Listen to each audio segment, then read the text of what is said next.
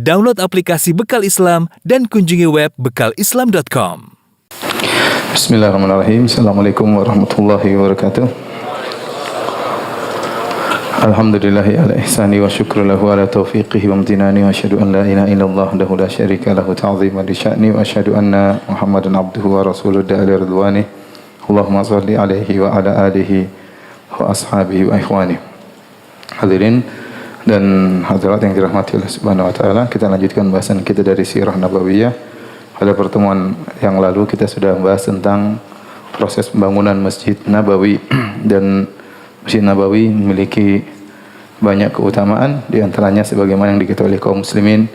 Nabi sallallahu alaihi wasallam bersabda, "Salatun fi masjidi hadza khairun min alfi salatin fi ma siwahu illa al-Masjidil Haram." Salat di masjidku ini lebih baik daripada 1000 salat di masjid-masjid yang lainnya kecuali Masjidil Haram. Karena Masjidil Haram pahalanya 100.000 kali lipat.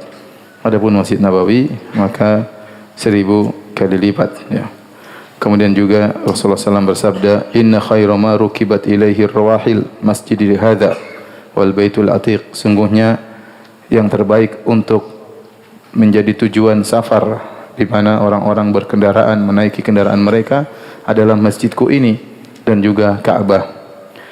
Kemudian juga dalam hadis riwayat Muslim dari Abu Hurairah, Rasulullah SAW bersabda, "Fa inni akhirul anbiya wa inna masjidi akhirul masajid." Aku adalah nabi yang terakhir dan masjidku adalah masjid yang terakhir, yaitu di kalangan masjid-masjid yang dibangun oleh para nabi.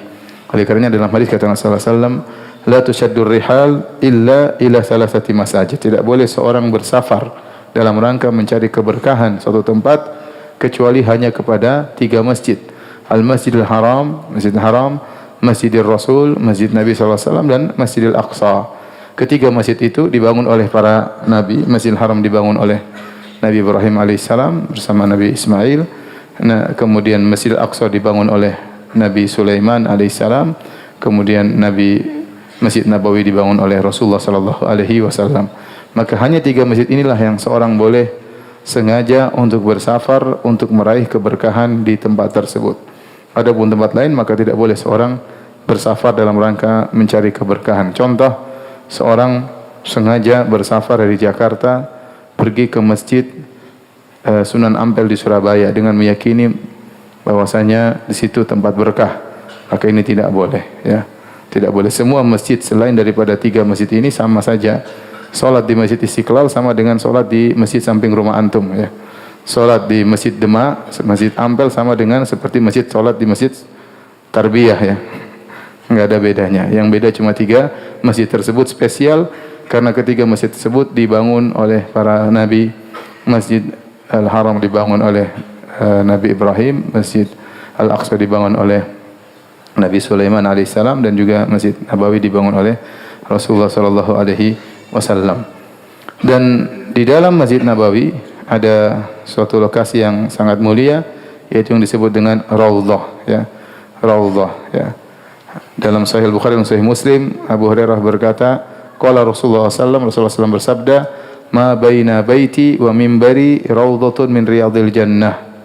Apa yang ada di antara rumahku dan mimbarku ada taman di antara taman-taman surga, ya.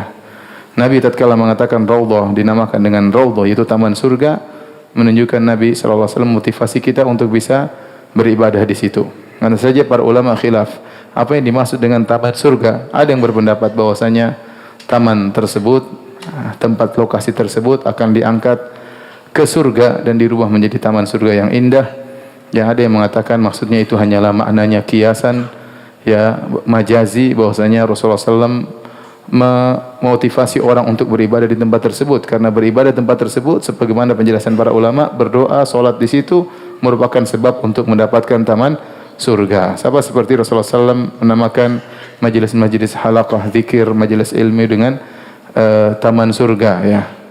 Sama seperti Rasulullah SAW bersabda, "Fa innal jannata tahta dhilalis suyuf." Sungguhnya surga itu berada di bawah bayang-bayang pedang tatkala berjihad. Maksudnya bukan ada surga di situ, tapi sebab masuk surga di antaranya adalah dengan berjihad di jalan Allah Subhanahu wa taala. Dan ini pendapat yang lebih kuat bahwasanya beribadah di Raudhah adalah sebab untuk masuk surga. Tapi zaman sekarang kalau orang mau ke raudhah memang harus apa? Ngantri ya. Ngantri, kemudian masuk satu rombongan mungkin sekitar 10 menit, kemudian rombongan kedua ya, dan seterusnya ya. Sebagian orang berkata, Ustaz, gimana kita mau salat di raudhah desak-desakan Ustaz? Gimana mau khusyuk? Saya bilang coba aja, tiba-tiba khusyuk nanti di situ. Masuk desak-desakan, tahu-tahu Allahu Akbar, tahu-tahu subhanallah, tenggelam dalam kekhusyuan, bermunajat kepada Allah Subhanahu wa taala ya. Bagi yang bisa beribadah di raudhah maka itu yang terbaik. Kalau tidak maka di mana saja di Masjid Nabawi maka juga baik. Sekarang raudhah diberi tanda dengan karpet berwarna hijau ya. Ya karena yang antri banyak maka dibuatlah antrian ya, karena yang mau ke raudhah sangat banyak sehingga dibuat antrian sehingga bisa rapi dan teratur ya. Dan kalau sudah sampai di sana biasanya 10 menit kemudian pergi ya. Ada sebagian orang bilang sama saya, Ustaz, alhamdulillah saya tadi di raudhah 1 jam. Kok bisa 1 jam di raudhah? Alhamdulillah Ustaz, saya tidak diusir. Kamu karpetnya hijau atau merah? Itu yang saya lupa Ustaz. Kalau karpetnya hijau raudhah, kalau karpetnya merah ya enggak akan diusir karena memang bukan apa? Raudhah ya. Baik, kita lanjutkan bahasan kita tentang al-mu'akhat. Nizam al-mu'akhat, yaitu suatu aturan yang dibuat oleh Nabi untuk menjalin persaudaraan antara kaum muhajirin dengan kaum ansar. Terjadi 2 mu'akhat, yaitu antara kaum muhajirin dan antara kaum muhajirin dengan kaum ansar ya. Tujuannya yaitu agar mereka bisa saling menolong di antara mereka. Karena kaum muhajirin yang berhijrah ke kota Madinah rata-rata mereka adalah orang-orang tidak mampu, atau mereka orang-orang kaya tetapi mereka harus meninggalkan harta mereka dalam rangka untuk bisa beribadah di jalan Allah, bisa beribadah di kota Madinah tanpa diintimidasi, tanpa diganggu oleh orang-orang kafir Quraisy. Ya, saking begitu kuatnya persaudaraan tersebut sampai-sampai dahulu ya, kalau ada di antara mereka yang meninggal maka saling mewariskan ya, saling mewariskan padahal mereka tidak ada hubungan nasab ya, satu muhajiri, satu ansari.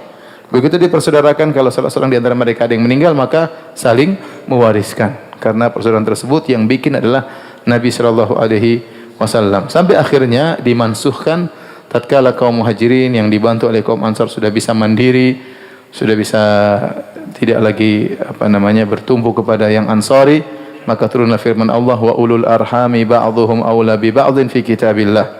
Bahwasanya yang memiliki tali kekerabatan rahim lebih utama untuk mendapatkan warisan daripada yang selainnya. Oleh karenanya setelah itu tadinya kaum yang bersaudara muhajirin ansar saling mewariskan, setelah itu putuslah warisan tersebut, jadilah mereka tetap bersaudara tanpa harus saling mewariskan. Jadilah hukum waris sebagaimana yang kita kenal sekarang, yaitu semakin dekat kekerabatan maka mendapatkan warisan.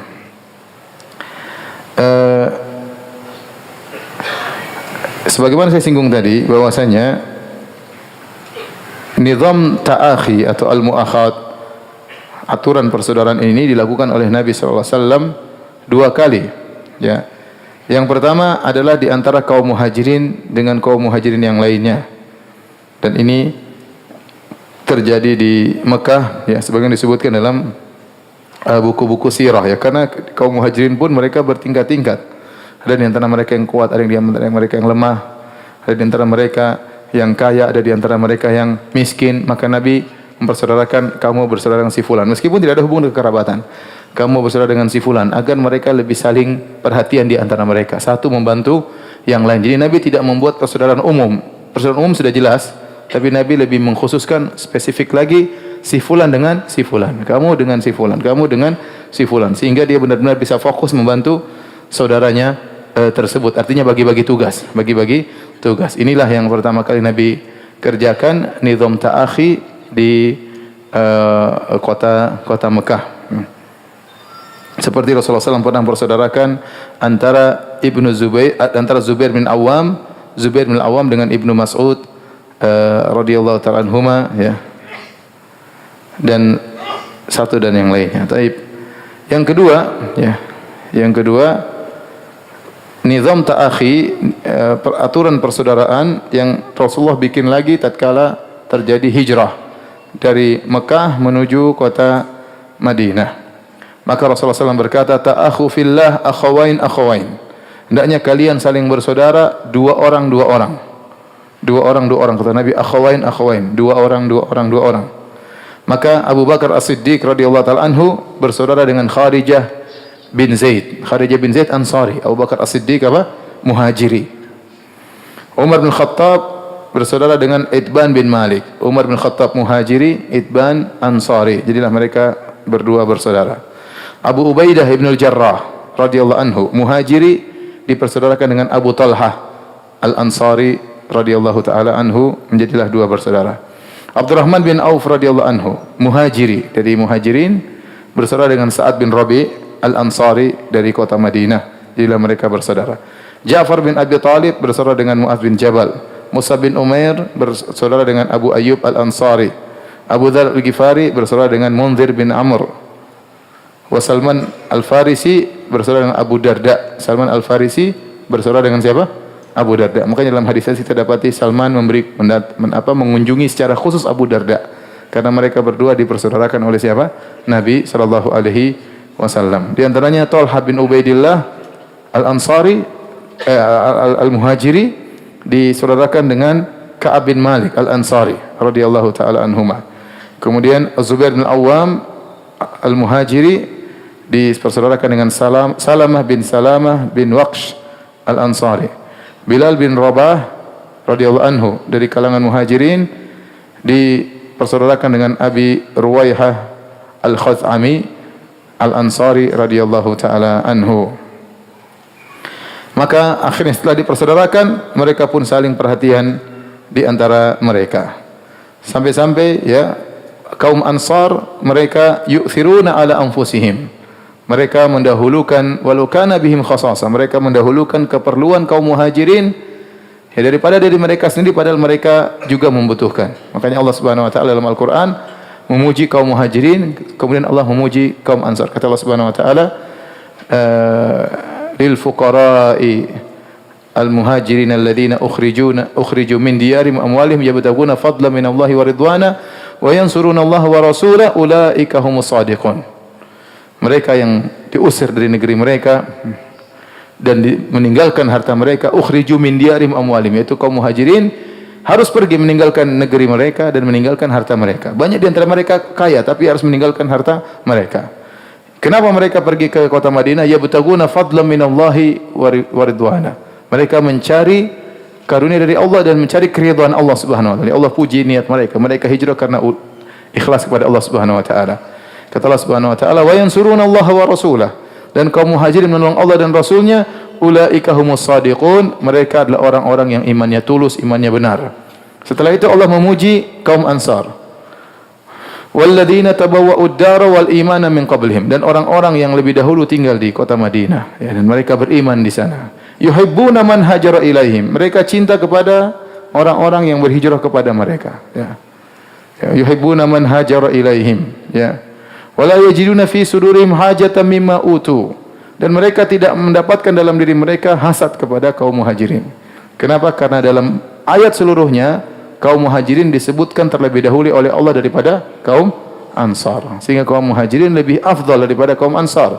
Tapi kata Allah, wala yajiduna fi sudurihim hajatan mimma utu, mereka tidak mendapati hasad dalam diri mereka atas apa yang diberikan kepada kaum Muhajirin. Bahkan kata Allah, wa yu'thiruna ala anfusihim, bahkan mereka mendahulukan kepentingan Muhajirin daripada kepentingan mereka sendiri. Walau kana bihim khasasa, padahal mereka juga perlu. Kata Allah, ma yuqashuha nafsihi fa ulaika humul muflihun. Barang siapa yang dijauhkan dari rasa pelit, maka mereka itulah orang-orang yang beruntung. Setelah itu Allah sebutkan orang ketiga. Siapa golongan ketiga? Golongan pertama Muhajirin, golongan kedua Ansar, golongan ketiga adalah kita-kita. Walladzina ja'u min ba'dihim, dan orang-orang yang datang setelah dua golongan ini. Setelah Muhajirin, setelah Ansar, itu kita ya. Yaquluna rabbana ighfir lana wa li ikhwanina alladzina sabaquna bil iman. Mereka mendoakan, ya Rabb kami ya, ampunilah kami dan ampunilah saudara-saudara kami yang telah mendahului kami dalam keimanan. Ampunilah kaum Muhajirin, ampunilah kaum Ansar. Wala taj'al fi qulubina ghillan lil ladzina amanu. Ya Allah, janganlah kau jadikan dalam hati kami ada kedongkolan kepada orang-orang yang beriman. Rabbana innaka raufur rahim. Ya Rabb kami, sungguhnya Engkau adalah Maha baik dan Maha lembut. Maka Allah memuji kaum Ansar dengan mengatakan wa yu'thiruna ala anfusihim. Mereka mendahulukan kepentingan kaum Muhajirin daripada diri mereka sendiri.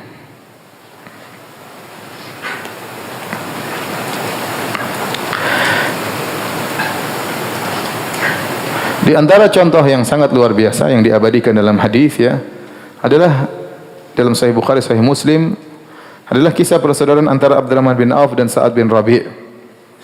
Sa'ad bin Rabi' berkata kepada Abdurrahman bin Auf, "Inni aktsarul ansari mala."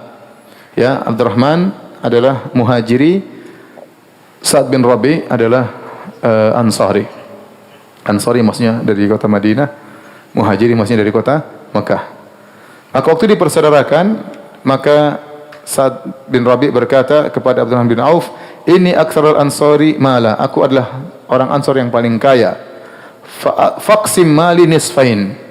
Maka aku akan bagi hartaku menjadi dua ya. Satu buat saya, satu buat kamu ya. Setengah buat saya, setengah buat kamu. Walimra'atani fanzur a'jabahuma. Dan saya punya dua istri, lihatlah mana yang paling kau sukai di antara keduanya. Fasammiha li, sebutkan namanya yang mana ya. Utallikuha, aku akan menceraikannya. Fa idzan qadat iddatuha, kalau sudah habis masa iddahnya, fatazawwajha, maka nikahilah dia. Faqala Abdurrahman bin Auf, Abdurrahman bin Auf berkata, barakallahu laka fi ahlika wa malik. Semoga Allah memberkahi dirimu pada hartamu dan keluargamu. Aina suqukum, mana pasar kalian? Fadalluhu ala suqin min suqi Bani Qainuqa, maka ditunjukkan ada pasarnya orang Yahudi Bani Qainuqa. Maka Abdurrahman bin Auf pun masuk ke pasar tersebut ya. Dia kerja di sana, tidak bawa modal, masuk di pasar, tidak lama kemudian dia pun pulang membawa aqid dan saman, yaitu makanan. Ya. Kemudian besoknya dia pergi ke pasar lagi, sampai satu hari dia datang wabihi atharu sufrah, dan di bajunya ada bekas warna kuning, dan itu menunjukkan parfum wanita tempel di bajunya. Karena parfum para wanita berwarna ya, parfumnya laki-laki tidak berwarna. Demikian para ulama mengatakan. Faqala lahu Nabi sallallahu alaihi wasallam. Waktu Nabi lihat ada bekas parfum perempuan di bajunya, Nabi bertanya, "Mahyam, ada apa ini? Kok ada parfum apa cewek di bajumu?" Kira-kira begitulah. Akhirnya dia mengatakan, "Tazawwajtu imra'atan minal ansar." Ya Rasulullah, aku telah menikahi seorang wanita dari kaum Ansar. Kata Rasulullah sallallahu alaihi wasallam, "Ma sukta fiha?" Apa maharnya? Kata beliau, "Wazna nawatin." Yaitu 5 dirham. 5 keping emas. Faqala, "Aulim walau bisyah." Bikinlah walimah meskipun hanya menyembelih seekor kambing. Ini kisah menakjubkan ya, kalau tidak datang dari hadis-hadis yang sahih maka kita bilang ini hanyalah khayalan ya. Bagaimana Abdurrahman bin Auf yang tadinya kaya raya tiba-tiba miskin mendadak, harus meninggalkan hartanya, meninggalkan kekayaannya, meninggalkan perdagangannya menuju kota Madinah, hidup tiba-tiba miskin mendadak. Makanya Nabi SAW kemudian persaudarakannya dengan Sa'ad bin Rabi' yang merupakan orang kaya raya, biar sekufu sepadan ya. Ini dulu orang kaya, sekarang miskin mendadak ya. Ada orang miskin bertahap, ada ya. Pelan-pelan, pelan-pelan, pelan-pelan, pelan-pelan bertahap. Ternyata naik mobil, kemudian naik motor, kemudian numpang mobil orang, kemudian numpang motor orang, naik sepeda, jalan kaki, bertahap tapi ya, bertahap. Ada yang tiba-tiba udah tahu-tahu hancur, tahu-tahu sahamnya hancur, tahu-tahu tiba-tiba miskin mendadak. Dan ini berat dirasakan oleh Abdurrahman bin Auf. Dan dia mungkin tidak tahu, mungkin istrinya sudah masuk Islam atau tidak. Mungkin dia harus meninggalkan istrinya yang masih musyrik, kita tidak tahu. Intinya dia datang dalam kondisi tidak punya istri. Dipertemukan dengan Sa'ad bin Rabi'. Maka Sa'ad bin Rabi' mengatakan, "Saya jangan khawatir, saya termasuk orang kaya di kota Madinah. Saya bagi harta 2, 1 buat kamu, setengah buat kamu, setengah buat saya." Dan ini luar biasa ya. Apakah ada orang di zaman sekarang seperti itu? Kalau antum praktekkan gampang. Antum ambil ya daftar harta antum, antum bilang sama saya, "Ustaz Firanda, ini harta saya. Setengah buat ana, setengah buat antum." Jangan antum bilang, "Ustaz, ini utang saya, setengah buat saya, setengah buat antum." Ini ajaib ya, ada orang membagi hartanya setengah harta. Ini di zaman, dan ini mungkin karena guru mereka adalah siapa? Nabi Shallallahu Alaihi Wasallam. Kalau zaman sekarang tidak mungkin karena gurunya model-model kita begini. Zaman dulu ada seperti ini. Sekarang aja ada orang nyumbang terus habis itu tanya sama saya, Ustaz, saya kemarin nyumbang sekian-sekian. Saya menyesal Ustaz, kebanyakan katanya. Subhanallah. Ternyata bukan cuma itu. Tawarkanlah istrinya. Saya punya 2 istri. Ya. Tinggal kamu lihat mana yang kau sukai. Bukan dia mengatakan mana yang paling jelek, tidak. Mana yang kau sukai, sebut aja namanya. Aku akan menceraikannya. Kalau sudah habis masa iddahnya, silakan kau nikahi. Ini isar. Isar itu mendahulukan keperluan orang lain daripada diri sendiri. Yang sangat luar biasa. Yang subhanallah ini pernah terjadi di zaman para sahabat radhiyallahu taala anhum ajma'in. Ya. Ya, oleh karenanya apakah akan ada seperti lagi? Ya, saya rasa Allah alam mungkin sudah tidak ada ya. Ya, harta, bayangkan. Saya tinggal di Madinah 15 tahun, belum ada kaum Ansor yang menawarkan seperti ini ya. 15 tahun lah di Madinah. Ini baru datang aja sudah ditawarin. Ini 15 tahun, belum ada yang tawarin kepada saya setengah hartanya. Enggak usah setengah, 1/10 juga belum ada. Belum ada sampai sekarang dari kaum Ansor. Bukannya kaum orang Madinah tidak, mereka baik-baik, tapi sampai derajat Sa'ad bin Rabi' belum ada menawarkan setengah hartanya. Ya, apalagi yang menawarkan istrinya. Tidak ada. Kalau antum jelas tidak mungkin karena istri antum cuma 1. Luar biasa ya. Ya. Guru saya dulu di Madinah cerita tentang kisah ini. Kemudian mengatakan, orang-orang protes kepada kami penduduk kota Madinah. Aina dhahabal ansar? Kemana perginya orang-orang Ansar yang membagi harta mereka setengah buat saudaranya? Maka jawaban kami, orang-orang Ansar sudah pergi bersama orang-orang Muhajirin yang kalau dikasih tidak terima. Bukankah Abdurrahman bin Auf waktu dikasih terima atau tidak? Tidak. Dia mengatakan, dullani ala suq. Saya bisa kerja. Ya, enggak, tunjukkan kepadaku mana pasar. Subhanallah. Dia masuk ke pasar hari itu tidak ada modal. Masuk kerja. Ini pasar bukan pasar orang Betawi, ini pasar Yahudi nih yang dia masuk ini. Pasar Yahudi, bukan pasarnya orang Padang ini, bukan. Ini Yahudi dia masukin. Dia masuk di pasar Yahudi, ternyata dia bisa untung dari orang-orang Yahudi. Luar biasa. Dia masuk, akhirnya dia dapat akid dan samin. Akid semacam susu yang dikeringkan, samin yaitu semacam minyak. Jadi makanan. Kemudian besok dia kerja lagi, tahu-tahu dia sudah dapat emas. Akhirnya dia pun menikah dengan apa? Seorang wanita Ansar. Sampai Nabi mengatakan, Mahyam, ada apa dengan engkau wahai Abdurrahman bin Auf? Ternyata dia sudah menikah radhiyallahu taala anhum ajma'in.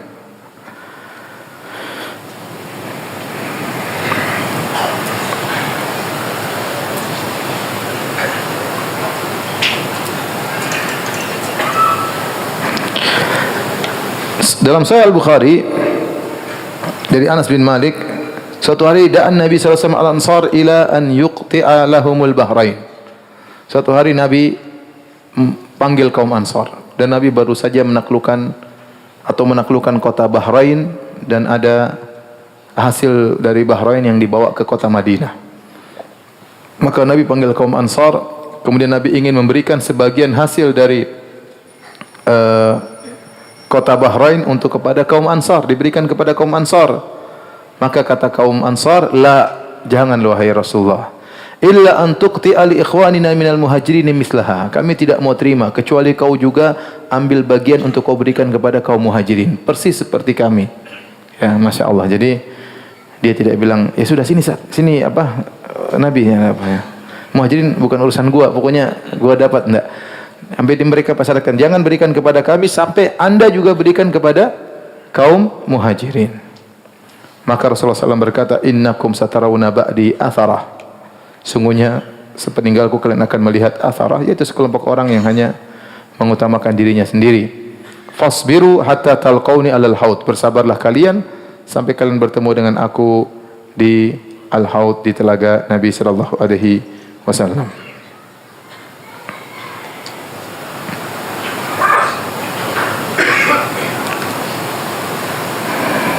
Oleh karenanya kaum Ansar adalah kaum yang sangat mulia. Allah memuji mereka dalam Al-Quran dalam banyak ayat. Demikian juga dalam hadis Nabi SAW, Rasulullah SAW bersabda, ayatul iman hubbul ansar. Di antara tanda keimanan adalah mencintai kaum Ansar. Wa ayatul nifaq bughdul ansar. Di antara tanda kemunafikan adalah membenci kaum Ansar. Kata Rasulullah SAW, al-ansar la yuhibbuhum illa mu'min. Kaum Ansar tidak ada yang mencintai mereka kecuali mukmin, kecuali orang yang beriman. Wala yubghidhuhum illa munafiq. Dan tidak ada yang benci kepada kaum Ansar kecuali orang munafik. Faman ahabbahum ahabbahullah. Barang siapa mencintai mereka, maka dia akan dicintai oleh Allah. Waman abghadahum, barang siapa yang benci kepada kaum Ansar, abghadahullah, maka Allah akan benci kepadanya. Ya. Ini menunjukkan keutamaan kaum Ansar dan terlalu banyak hadis akan hal tersebut. Kata Nabi SAW, laulal hijratu lakuntu imra'an minal ansar. Kalau bukan karena hijrah, tentu aku sudah gabung menjadi kaum Ansar. Walau salakan nasu wadiyan, wa salakatil ansar wadiyan aw syi'ban, la salaktu wadiyal ansar aw syi'bal ansar. Seandainya orang-orang melewati suatu jalan dan kaum Ansar melewati suatu jalan, aku akan lewat jalannya kaum Ansar. Tetapi Nabi tetap muhajirin karena dia berhijrah dari Mekah menuju Madinah. Seandainya tidak ada hijrah, tentu aku akan menjadi seorang Ansari. Dalam riwayat yang lain kata Nabi SAW menjelang beliau meninggal dunia, beliau naik di atas mimbar, kemudian beliau berkhutbah, beliau berkata, usikum bil ansar fa innahum karshi wa aibati. Kata Nabi, aku wasiatkan kalian wahai para sahabatku untuk berbuat baik kepada kaum Ansar. Fa innahum karshi wa aibati, sungguhnya mereka adalah orang-orang khususku dan mereka yang telah menaungku. Wa qad qadaw alladhi alaihim, mereka telah menunaikan apa yang kewajiban mereka. Wa baikal ladzi lahum, dan tinggal mereka menunggu ganjaran dari Allah Subhanahu wa taala. Faqbalu min muhsinihim, kalau ada orang baik di antara kaum Ansar maka terima dia. Wa tajawazu an musiihim, kalau ada yang salah dari kaum Ansar yang buruk, maafkan, kata Nabi sallallahu alaihi wasallam. Nabi juga berkata ya kepada seorang dari kaum Ansar, Rasulullah SAW berkata, walladzi nafsi biyadihi innakum ahabbun nasi ilayya, demi zat yang jiwaku berada di tangannya, sungguhnya kalian adalah orang yang paling aku cintai. 2 kali Nabi SAW mengucapkan demikian.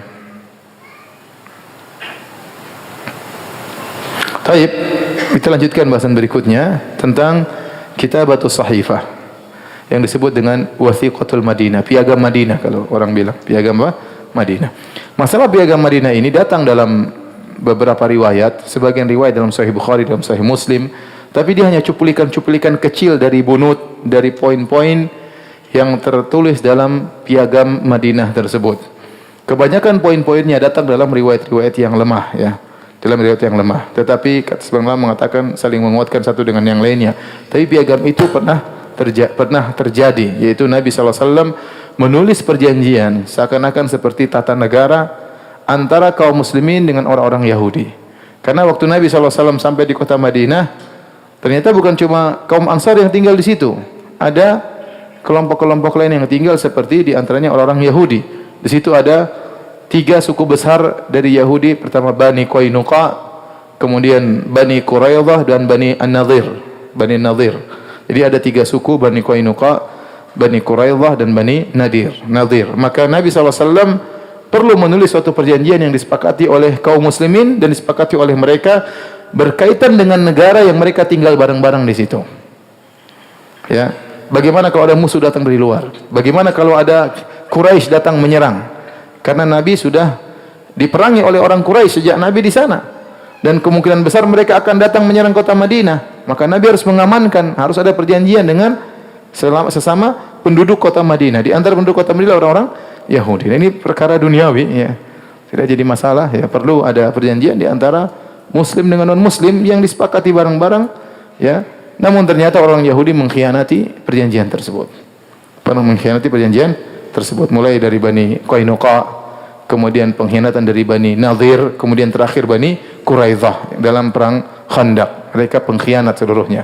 Tapi asalnya Nabi membiarkan mereka tinggal di kota Madinah. Nabi tidak memaksa mereka untuk masuk Islam, tapi Nabi terus dakwahi mereka.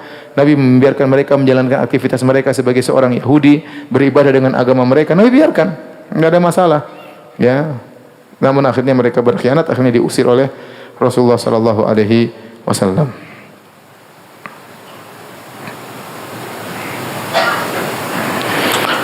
Ada sebagian riwayat yang menunjukkan tentang isi daripada wasiqatul Madinah tersebut, tapi riwayatnya dipermasalahkan ya. Sebagian dhaif, sebagian sahih ya. Dan banyak poin-poinnya ya.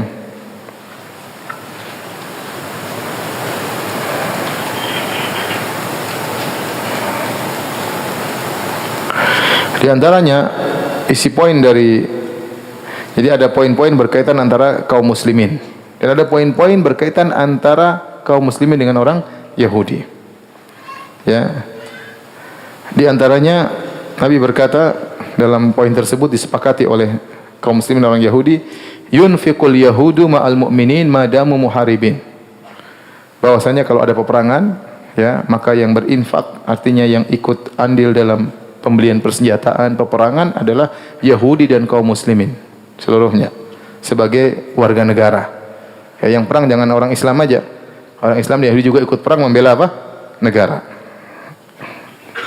Kemudian Nabi SAW berkata, Yahudu bani Aufin ummatun ma'al mu'minin. Lil Yahudi dinuhum walil muslimina dinuhum.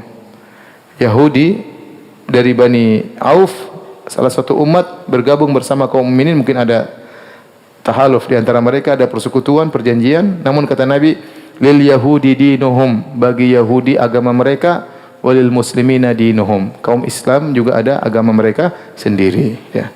Terjadi toleransi di antara mereka, namun tidak ada percampuran apa? Agama. Ya. Nabi mengatakan, lil muslimin, lil Yahudi dinuhum, Yahudi punya agama sendiri, orang Islam punya agama sendiri. Oleh karenanya Rasulullah SAW terus mendakwahi mereka agar mereka masuk Islam.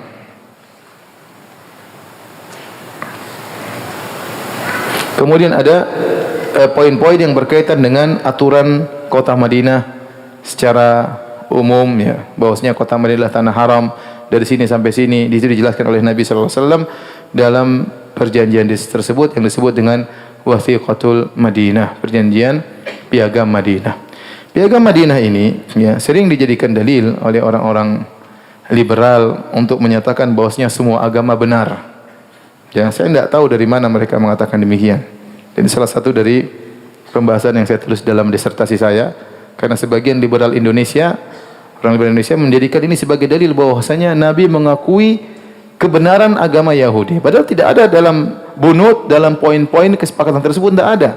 Bahkan Nabi berkata, walil Yahudi dinuhum walil muslimina dinuhum. Yahudi punya agama sendiri, orang Islam punya agama sendiri. Nabi tidak mengatakan mereka di atas tauhid, Nabi tidak mengatakan mereka masuk surga, bahkan Nabi mendakwahi mereka. Ini hanya sekedar kesepakatan kenegaraan. Itu boleh-boleh saja. Kita tidak usah dalam skala negara. Misalnya dalam skala kelurahan atau skala kecamatan, kita kumpul dengan orang-orang mungkin non-muslim, kita duduk bareng, kita bikin kesepakatan. Masalah pos kamling misalnya, masalah keamanan, enggak ada masalah selama tidak menyelisih syariat kita. Dan ini masalah duniawi ya. Selama sepakat, baik skala kelurahan atau skala kabupaten atau skala negara, enggak ada masalah. Dan ini tidak ada kelaziman bahwasanya kita mengatakan mereka benar, mereka juga masuk surga. Enggak nyambung sama sekali. Nah, orang liberal berusaha membelotkan ya piagam Madinah sebagai dalil bahwasanya agama selain Islam juga masuk surga. Enggak ada hubungannya. Enggak ada hubungannya. Mereka maksa-maksakan dalil. Bahkan ditulis dalam disertasi S3 di salah satu IAIN di Indonesia, ya. Padahal dalilnya ngawur. Baik, kita lanjutkan pembahasan berikutnya tentang pensyariatan azan. Pensyariatan azan. Azan ya salah satu daripada syiar Islam ya, dan tidak boleh ditinggalkan. Bahkan kalau di suatu negeri sepakat untuk meninggalkan azan maka diperangi. Ya, bahkan Rasulullah SAW dahulu kalau datang ke suatu negeri, Nabi SAW melihat, kalau mendengar, kalau ada azan dikumandangkan maka Nabi tidak menyerang. Tapi kalau tidak ada azan dikumandangkan, ya, maka Nabi akan serang mereka dengan tiba-tiba dengan cepat. Ini menunjukkan bahwasanya azan adalah syiar Islam, maka harus dikumandangkan, ya, sebagai bukti itu negara-negara Islam. Ya. Kalau negara di situ azan dikumandangkan, ini berarti negara Islam, ya. Kapan disyariatkan azan? Ya. Azan disyariatkan pada tahun pertama Hijriyah. Jadi sejak awal Nabi datang sudah disyariatkan, awal-awal kedatangan Nabi disyariatkan azan. Dahulu sebelum ada azan, bagaimana mereka salat? Kata Ibnu Umar radhiyallahu anhuma, "Kana al-muslimuna hina qadimul Madinata yajtami'una fayatahayyanuna as-salata." Ya, sudah diwajibkan salat 5 waktu. Salat 5 waktu sudah diwajibkan waktu Nabi masih di Mekah. Sebagaimana kita telah jelaskan tentang kisah Isra dan Mi'raj. Ya, jadi Nabi masih di Mekah sebelum berhijrah, sudah disyariatkan salat 5 waktu. Tetapi azan belum ada. Terus bagaimana cara mereka salat? Ya mereka kumpul-kumpul ke masjid sambil nunggu. Ya, tidak ada yang teriak salat, nggak ada. Ya, dan akhirnya mereka salat. Kalau sudah kumpul mereka salat. Dan ini agak repot. Akhirnya ada yang terlambat jamaah, ada yang datang kecepatan. Apalagi dulu nggak ada apa? Nggak ada jam ya. Nggak ada jam, nggak ada alarm ya. Sehingga mereka sulit untuk menentukan kapan waktu berkumpul. Maka suatu hari mereka pun berbicara tentang masalah ini. Sebagian mereka berkata, "Ittakhidhu nakusan." Bagaimana kalau ngambil nakus? Nakus itu dahulu orang-orang Nasara kalau mereka ingin manggil orang datang ke gereja, mereka menggunakan nakus. Nakus itu seperti ada kayak pos kamling itu ya. Jadi yang besar sama kayu kecil sama kayu apa? Besar. Yang kecil mukul ke besar. Tung tung. Sekarang mereka enggak pakai gitu ya. Nanti disangka pos kamling. Sekarang pakai apa? Pakai lonceng. Dahulu mereka tidak pakai lonceng, mereka pakai nakus. Maka Nabi tidak setuju. Ada yang mengatakan bal buqan. Buqan itu semacam tulang yang ditiup ya. Apa namanya? Korn tanduk yang ditiup seperti trompet orang Yahudi. Jadi mereka kalau ingin manggil orang-orang untuk datang ibadah, mereka tiup tersebut. Dan sekarang saya rasa di Israel masih dilakukan. Kalau mereka hendak memanggil orang, mereka meniup sesuatu yang suaranya keras, pertanda mereka hendak berkumpul untuk beribadah kepada Tuhan mereka. Ya. Namun semuanya tidak disetujui oleh Nabi sallallahu alaihi wasallam. Sebagian lagi berkata, bagaimana kalau kita naikkan bendera? Jadi kalau sudah waktu sholat, bendera dinaikkan. Kalau mereka sudah lihat, oh bendera sudah naik, berarti waktunya sholat duhur. Jadi ada bendera duhur, bendera asar. Nah kalau maghrib gimana benderanya? Kalau isya gimana benderanya? Kalau subuh bagaimana benderanya? Dan semua Nabi tidak suka, Nabi tidak setuju. Pakai nakus, yang tidak setuju. Pakai buk, tidak setuju. Gaya Yahudi. Pakai naik bendera juga tidak setuju. Dan tidak ada solusi. Ya. Tidak ada solusi. Dalam sebagian riwayat dari Tabaqat Ibn Sa'ad, Rasulullah SAW sebelum ada azan, kalau ada berkumpul dipanggil as-salatu jami'ah. As-salatu jami'ah dengan suara yang keras sehingga orang berkumpul. Ya, ini apakah untuk salat maupun yang selain salat. Jadi kalau ada perkara besar, mereka panggil as-salatu jami'ah. Ada kejadian yang perlu dimusyawarahkan, ada salat manggilnya as-salatu jami'ah. Oleh karenanya setelah ada azan ini tidak berlaku lagi.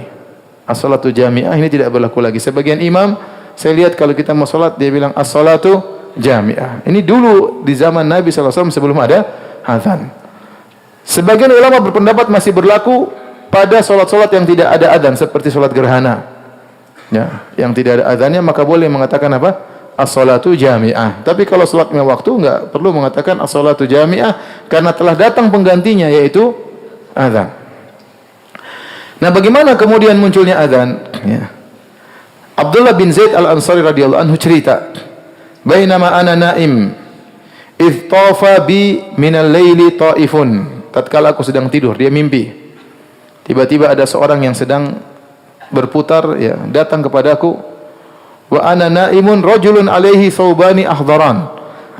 Aku sedang tidur, tiba-tiba ada orang datang, dia berputar-putar, orang tersebut pakai 2 buah kain yang berwarna hijau. Mungkin atasan hijau, bawahan juga hijau. Wa fi yadihi naqusun yahmiluhu, dan dia bawa tadi kayak pentungan tadi, ya, nakus. Dia bawa. Fakultu, aku berkata kepada orang ini, "Ya Abdullah, wahai fulan, atabi'un nakus, apa kau jual itu nakus?" Ini mimpi, dia mimpi. Qala wa ma tasna'u bihi? Apa yang ingin kau lakukan dengan nakus ini? Ad'u bihi ila salat. Aku ingin manggil orang dengan benda ini. Tung tung tung tung sehingga orang datang untuk apa? Salat. Ya. Subhanallah, orang soleh dalam mimpi juga yang dipikirkan apa? Ibadah. Sampai ke bawah apa? Mimpi. Ya. Orang terkadang mimpinya macam-macam. Ini mimpinya sampai seperti ini, karena dia memikirkan bagaimana supaya bisa manggil orang kumpul. Orang ini berkata, "Afala adulluka ala khairin min dzalik?" Maukah aku tunjukkan kepada engkau dengan cara yang lebih baik daripada ini? Qultu bala, aku berkata tentu. Qala taqul, ucapkan saja, enggak usah pakai pukul-pukulan. Allahu akbar, Allahu akbar. Allahu akbar, Allahu akbar. Asyhadu an la ilaha illallah, asyhadu an la ilaha illallah. Asyhadu anna Muhammadan Rasulullah, asyhadu anna Muhammadar Rasulullah. Hayya 'alas shalah, hayya 'alas shalah, hayya 'alal falah, hayya 'alal falah. Allahu akbar, la ilaha illallah. Tsumma ista'khara ghairu ba'id, kemudian dia mundur sedikit atau dia tunda sedikit. Tsumma qala, kemudian dia berkata, taqulu idza aqamta shalat, dan kau ucapkan lagi kalau salat sudah ditegakkan atau hendak ditegakkan, Allahu akbar, asyhadu an la ilaha illallah, asyhadu anna Muhammadar Rasulullah, hayya 'alas shalah, hayya 'alal falah, qad qamatis shalah, qad qamatis shalah. Allahu akbar, la ilaha illallah. Qomat. Diajar dalam mimpi tersebut. Abdullah bin Zaid Al-Ansari radhiyallahu anhu berkata, "Falamma asbahtu ataitu Rasulullah sallallahu alaihi wasallam." Tatkala pagi hari, aku bangun dari tidurku, aku datangi Rasulullah sallallahu alaihi wasallam. Fa akhbartu bima ra'ait, aku kabarkan tentang apa yang aku lihat. Maka Nabi berkata, "Innaha la ru'ya haqqin insyaallah." Ini adalah mimpi yang benar insyaallah. Kum fa'alqi ala Bilal ma ra'ait. Ajarkanlah kepada Bilal apa yang kau telah lihat dalam mimpimu. Falyu'adzin, biarlah Bilal yang i'adzan. Fa innahu anda sautan minka, karena dia suaranya lebih keras. Ada yang mengatakan lebih bagus daripada suaramu. Anda ini ada makna yang disebut oleh para ulama dua. Ada yang mengatakan lebih kuat suaranya, ada yang mengatakan lebih indah suaranya daripada suaramu. Fakumtu ma'a Bilal, ya, maka aku pun berjalan bersama Bilal. Faja'altu ulqi alaihi, maka aku pun ajarkan kepada Bilal untuk mengucapkan demikian. Maka Bilal pun berteriak, Allahu akbar, Allahu akbar. Ya, azan diajari oleh Abdullah bin Zaid. Ucapan ini lagi, Allahu akbar, Allahu akbar. Waktu Bilal sedang mengumandangkan azan, Umar mendengarnya dan Umar lagi di rumah. Faqama yajur rida'ahu yaqul, maka tiba-tiba dia dengar azan tersebut, segera dia datang pergi menuju Nabi sampai sarungnya tergeret karena buru-buru di tanah. Kemudian dia berkata, walladzi ba'atsaka bil haqq laqad ra'aitu mithla ma ra'a. Sungguh aku telah lihat dalam mimpi seperti apa yang dilihat oleh Abdullah bin Zaid. Rasulullah berkata, falillahil hamd. Maka segala puji bagi Allah. Maka sejak itulah berubah atau datang syariat baru namanya syariat azan. Oleh karenanya dari sini kita tahu syariat azan, ya. Untuk azan maka dicari orang yang suaranya apa? Keras, ya. Kalau suaranya bagus juga tidak apa-apa, sebagian dalam satu tafsiran, ya. Yang penting keras bisa didengar oleh banyak orang. Kemudian dianjurkan untuk naik di tempat yang tinggi, ya. Sekarang sudah tidak perlu karena sudah ada mikrofon, ya. Ya, kalau dulu untuk suara terdengar harus naik ke atas, kemudian teriak Allahu Akbar, Allahu Akbar. Adapun iqamat, ya, tidak harus, karena iqamat untuk orang yang hadir. Untuk orang yang hadir, makanya dibaca pun cepat, Allahu Akbar, Allahu Akbar, asyhadu an la ilaha illallah, asyhadu anna Muhammadar Rasulullah, hayya 'alas shalah, hayya 'alal falah, qad qamatis shalah, telah tiba waktu salat, telah didirikan salat, qad qamatis shalah, telah didirikan salat, Allahu Akbar, Allahu Akbar, la ilaha illallah. Ya, beda dengan azan di tempat yang kemudian suara yang tinggi. Berapakah tukang azan Nabi sallallahu alaihi wasallam? Tukang azan Nabi ada 4, yaitu Bilal bin Rabah, kemudian Abdullah bin Ummi Maktum, Abu Mahdhurah dan Sa'ad Al-Quradh, ya. Sa'ad Al-Quradh.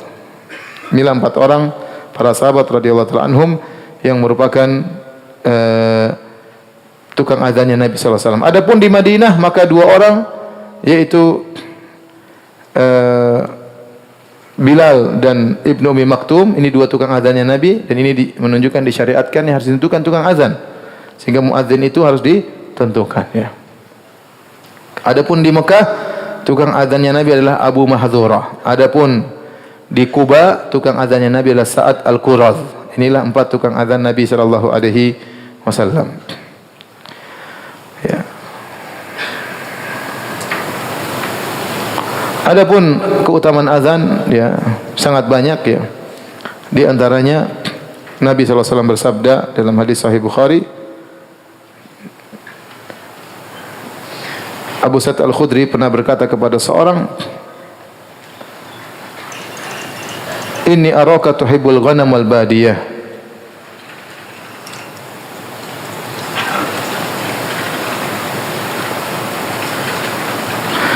Saya melihat engkau, kata Abu Sa'id Al-Khudri kepada salah seorang, Dia berkata, saya lihat engkau suka kambing dan suka di pedesaan. Fa idza kunta fi ghanamik aw badiyatik, kalau kau ternyata sedang lagi mengembalakan kambingmu atau kau sedang berada di kampung, di pedesaan, fa adzanta bis salat, lalu kau azan untuk salat, farfa sautaka bin nida, maka angkatlah suaramu dengan azan tersebut. Fa innahu la yasma'u mada sautil muadzin jinnun wala insun wala syai'un illa syahida lahu yaumal qiyamah. Sungguhnya tidak ada yang mendengar suaramu, baik jin atau manusia atau suatu pun, kecuali akan menjadi saksi bagi muadzin tersebut pada hari kiamat kelak. Abu Sa'id Al-Khudri berkata, sami'tuhu min Rasulillah. Aku mendengar hadis ini dari Rasulullah sallallahu alaihi wasallam. Dalil bahwasanya kalau seorang lagi sendirian meskipun tidak ada orang, dia azan aja enggak apa-apa. Jin dengar, siapa tahu jin makmum di belakang dia enggak tahu. Pokoknya dia azan aja. Dia azan, kalau ada jin dengar suatu hari di hari kiamat, jin akan menjadi saksi. Ya Allah, aku pernah mendengar dia azan. Ya. Meskipun tidak ada orang. Misalnya di padang pasir, di kampung, kalau masjid jauh sudah azan sendiri, salat situ, enggak ada masalah. Kemudian di antara keutamaan azan, kata Nabi sallallahu alaihi wasallam, al-muadzdinuna atwalun nasi anaqan yaumal qiyamah. Tukang azan adalah orang-orang yang paling panjang lehernya pada hari kiamat kelak. Ini ada beberapa pendapat. Ada yang mengambil zahirnya benar-benar leher mereka panjang, tinggi, karena selama di dunia mereka sering teriak-teriak sehingga Allah muliakan mereka, mereka tertampakkan daripada yang lainnya. Ada yang mengatakan mereka leher panjang itu, leher tinggi, ibarat dari bahwasanya mereka sangat mudah mendapatkan rahmat Allah di hari yang sangat dahsyat tersebut. Ya, sampai-sampai saya katakan ada khilaf di kalangan para ulama mana yang lebih afdal, apakah muadzin ataukah imam. Sebagian ulama berpendapat imam yang lebih afdal, sebagian ulama berpendapat muadzin lebih afdal, karena seorang muadzin jika mengumandangkan azan, orang-orang datang, maka pahala orang-orang datang itu semua lari kepada dia. Karena dia yang berkata, hayya 'alas shalah, marilah menuju salat. Hayya 'alal falah, marilah menuju kemenangan. Akhirnya yang tadinya tidur bangun datang salat, maka pahalanya ngalir kepada muadzin. Mana lebih afdal, muadzin atau imam? Antum pilih jadi muadzin. Baik, sampai di sini saja ya. Azan, insyaallah kita lanjutkan tanya jawab.